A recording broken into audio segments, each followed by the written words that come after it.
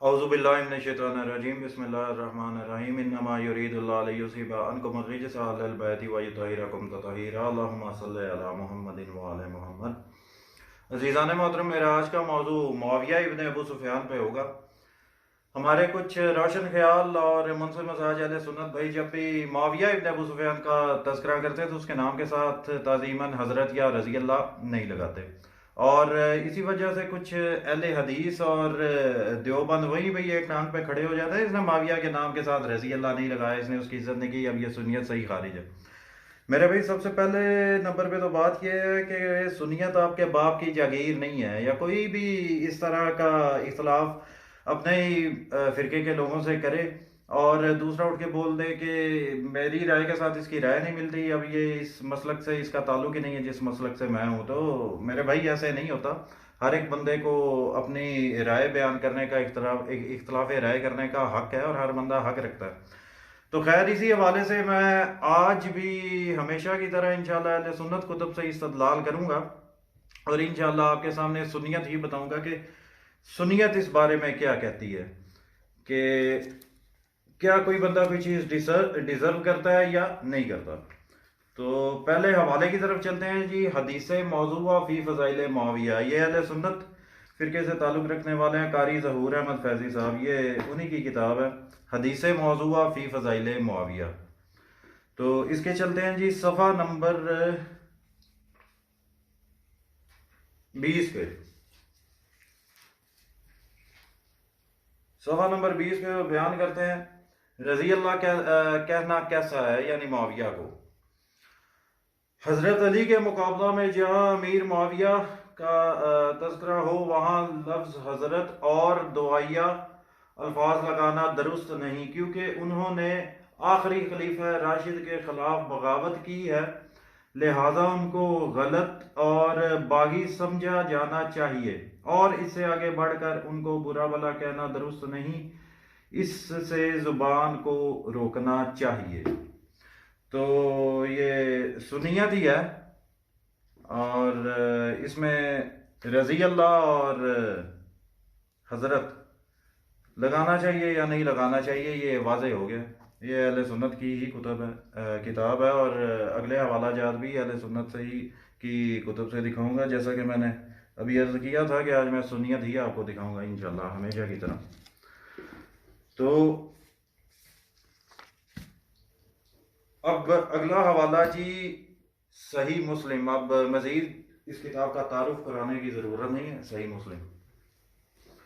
تو اب کیا وجوہات ہیں جن وجوہات کی بنا پر معاویہ کے ساتھ یہ ہو رہا ہے۔ خیر، یہ جی صحیح مسلم، اس کی جلد نمبر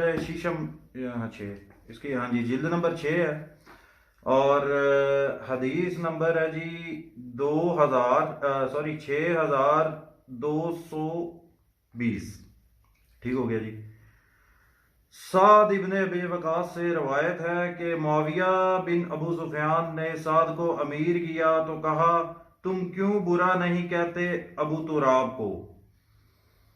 سعد نے کہا میں 3 باتوں کی وجہ سے جو رسول اللہ صلی اللہ علیہ وسلم نے فرمائی حضرت علی کو برا نہیں کہوں گا، اگر ان باتوں میں سے ایک بھی مجھ کو حاصل ہو تو وہ میرے لیے لال اونٹوں سے بھی زیادہ پسند ہے۔ عزیزان، اس میں معاویہ ابن ابو سفیان فورس کر رہا تھا لوگوں کو کہ حکم دیتا تھا کہ علی ابن ابو طالب پہ سب و شتم کیا جائے، ان کو برا بھلا بولا جائے اور ان کو گالیاں دی جائیں۔ تو صحیح مسلم یہ وجہ ہے کہ اس کو رضی اللہ اور حضرت اس کے نام کے ساتھ لگانا جائز نہیں۔ ٹھیک ہو گیا جی۔ اب اس کے بعد اگلا حوالہ آپ کی خدمت میں پیش کروں، المسند امام احمد بن حنبل۔ یہ بہت بڑی کتاب، جو 4 ائمہ ہیں اہل سنت کے، ان میں سے ایک ہیں امام احمد، یہ انہی کی مسند ہے جی، انہی کی کتاب ہے۔ اس کا جی صفحہ نمبر 6، اس کی جلد نمبر 1 ہے جی، صفحہ نمبر اس کا 649 اور رقم نمبر 1649. اس پہ لکھتے ہیں جی ایک مرتبہ حضرت مغیرہ بن شعبہ کوفہ کی جامعہ مسجد میں بیٹھے ہوئے تھے. ان کے دائیں اور بائیں اہل کوفہ بیٹھے ہوئے تھے. اتنی دیر میں حضرت سعید ابن زید آئے اور حضرت مغیرہ نے انہیں خوش آمدید کہا اور چارپائی کی پائنتی کے پاس انہیں بٹھایا. کچھ دیر کے بعد ایک کوفی حضرت مغیرہ کے سامنے کھڑا ہوا اور کسی کو گالیاں دینے لگا. انہوں نے پوچھا مغیرہ یہ کسے برا بھلا کہہ رہے ہیں؟ اس نے کہا کہ حضرت علی علیہ السلام کو. انہوں نے 3 مرتبہ مغیرہ کو ان کا نام لے کر پکارا اور فرمایا کہ آپ کی موجودگی میں نبی صلی اللہ علیہ وسلم کے صحابہ کو برا بھلا کہا جا رہا ہے اور تم لوگوں کو منع نہیں کرتے. یعنی معاویہ ابن ابو سفیان نے جو بدترین بدت کا آغاز کیا اپنے دور ملوکیت میں، وہ اس کے جانے کے بعد بھی چلتا رہا. یہ مغیرہ بن شعبہ یہ بھی اسی کے معاویہ کے نقش قدم پر چل کے ہی اہل بیت اطہار پہ سب و شتم کروا رہا تھا.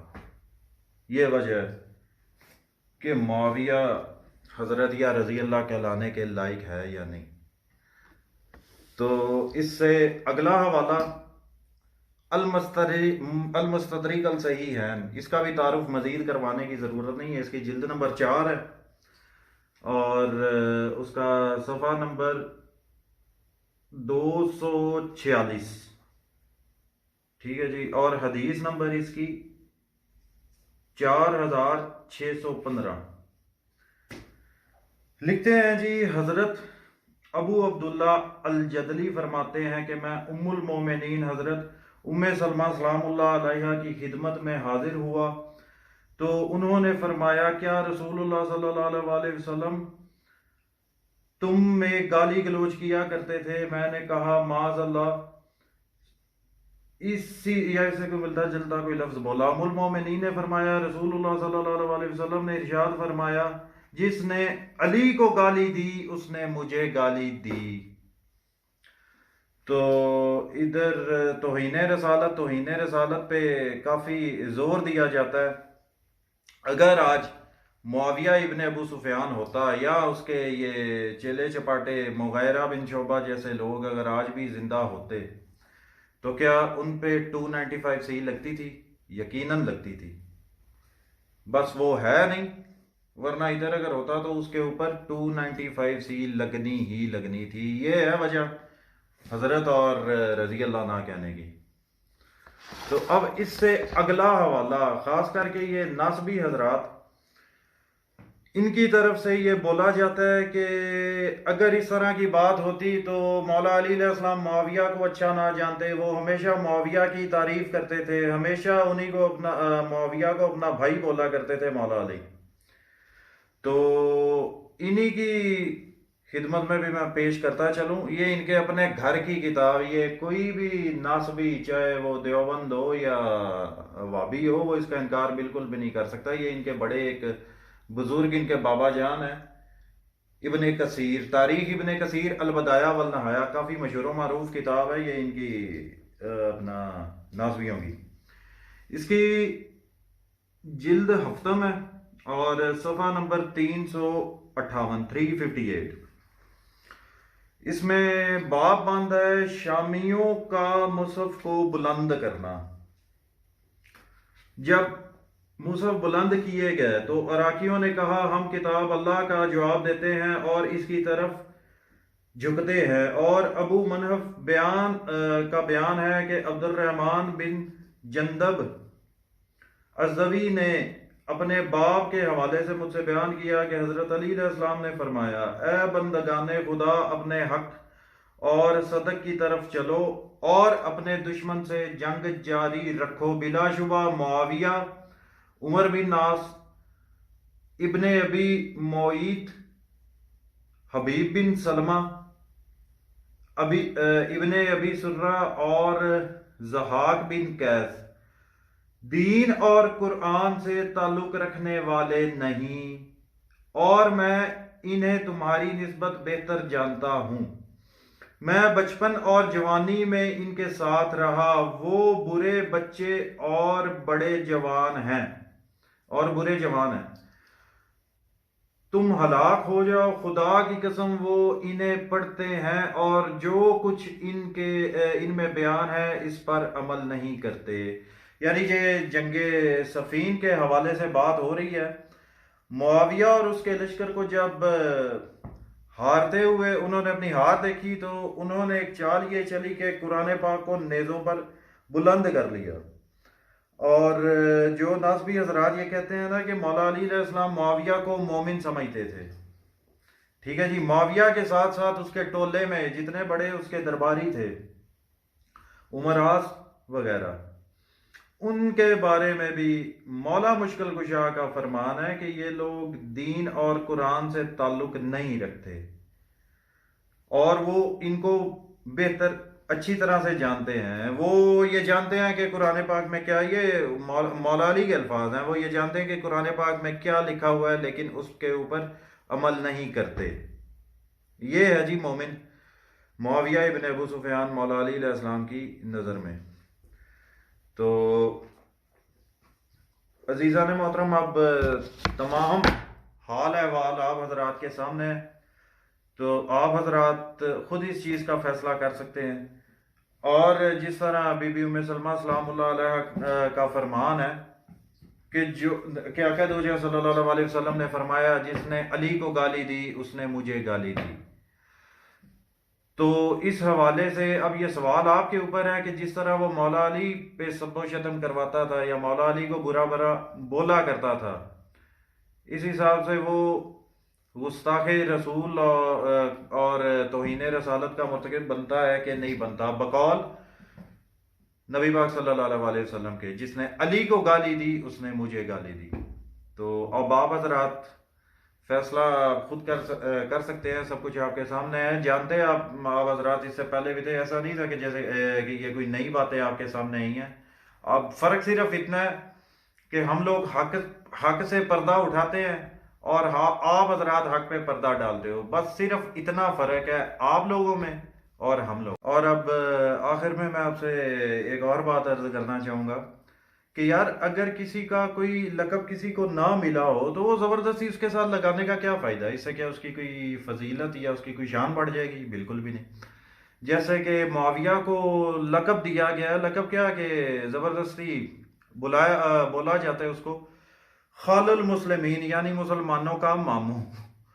تو ایک تو بڑی عجیب سی بات ہے، چلے ٹھیک ہے آپ کو اس سے پیار ہے تو اگر آپ اس کو ماموں جان بلانا پسند کرتے ہیں تو ٹھیک ہے، اگر اس گھرانے سے آپ کو اتنا ہی پیار ہے تو پھر ہندا کا ذکر کیوں نہیں کرتے؟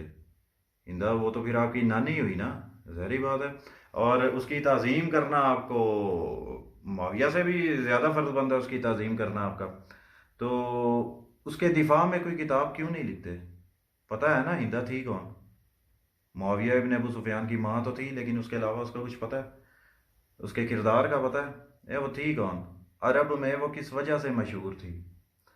تو آپ اپنا پیار کرنے کا اس گھرانے سے آپ کو سب سے پہلے ثبوت یہ دینا چاہیے، آپ کا فرض بنتا ہے کہ آپ ہندا پہ کتاب لکھو اور اس کتاب کا نام رکھنا سیرت ہندا یا فضائل ہندا، لکھ کے دکھاؤ بیٹا اگر کتاب، اگر اتنا ہی اس گھرانے سے پیار ہے تو آپ کے اوپر سیرت ہندا یا فضائل ہندا نام کی کتاب لکھنا آپ کے اوپر فرض بنتا ہے۔ اب کرو جمع روایتیں، تاریخ اٹھا لو آپ، تو روایتیں آپ جمع کرو۔ میں حقیر سا بندہ ہوں، کوئی اتنا میرے پاس کوئی علم نہیں ہے، ایک طالب علم کی حیثیت سے میں آپ کو آفر دے رہا ہوں کہ اگر آپ کو کچھ روایات نہ ملیں تو آپ میرے ساتھ رابطہ کریں، میں وعدہ کرتا ہوں ہندا کے بارے میں آپ کو میں صحیح ترین جو روایات ہیں، روایتوں کی میں بات کر رہا ہوں، فضائل کی نہیں، اس کی